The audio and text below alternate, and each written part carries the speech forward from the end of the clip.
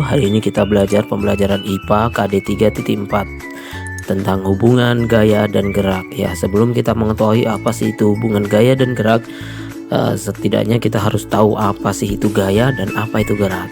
Ya, gaya adalah suatu kekuatan yang mengakibatkan benda yang dikenainya dapat mengalami gerak, perubahan kedudukan atau perubahan bentuk.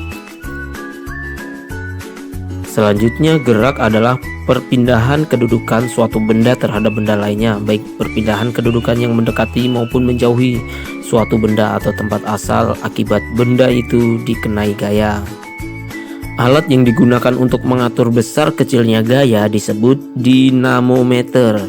Satuannya adalah Newton atau lambangnya N besar.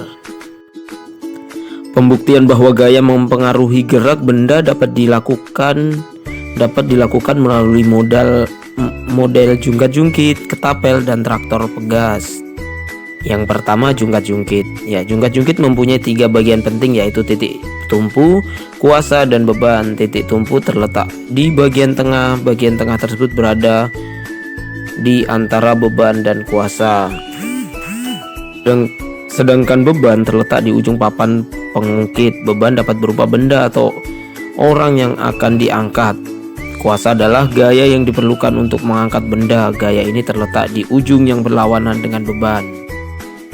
Yang kedua, ketapel. Ketapel biasanya terbuat dari kayu dengan 2 karet yang dikaitkan ke kedua sisinya. Ketapel dibuat dengan memanfaatkan sifat karet yang lentur. Saat menarik karet berarti kita memberikan gaya pada karet. Akibatnya karet menjadi kencang.